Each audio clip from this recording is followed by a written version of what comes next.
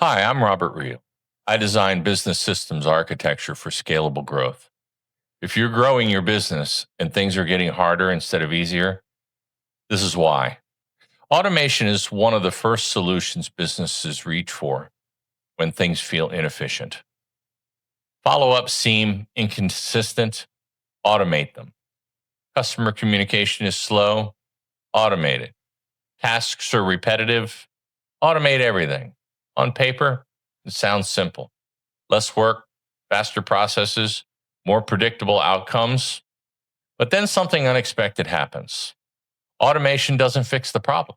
In many cases, it actually makes things worse. Most businesses don't realize what's actually happening behind the scenes. They introduce automation into systems that were never clearly defined.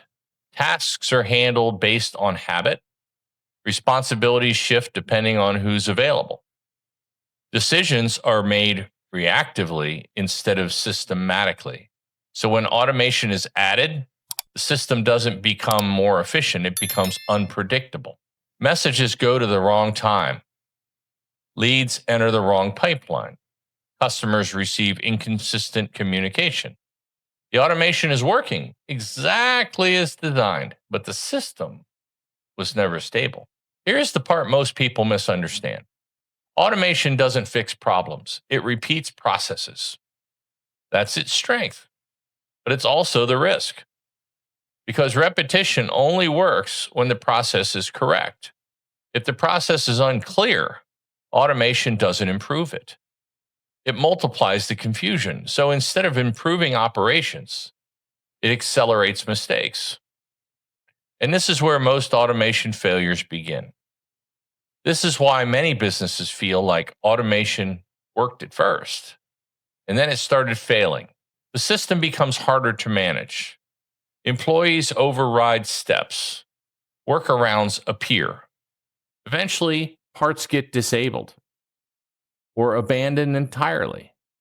And the conclusion is the software doesn't work. But the software isn't the issue. It works just fine. The real issue is the system was never clearly designed. Or maybe it evolved and the system didn't change with that evolution. People put in manual processes interjecting into that situation. Here's a sequence that must be followed. First, the process is understood. Second, responsibilities are defined. Third, the sequence is visible. Only then should automation be introduced. When this order is followed, everything changes. Tasks move cleanly, communication becomes consistent, the system becomes stable instead of reactive. Most businesses believe their processes are clear until they try to map them. That's when the gaps appear. Steps happen out of order, responsibilities overlap, critical actions are missing. Once the system is visible, those gaps can be corrected. And once structure is correct, automation works the way it was supposed to.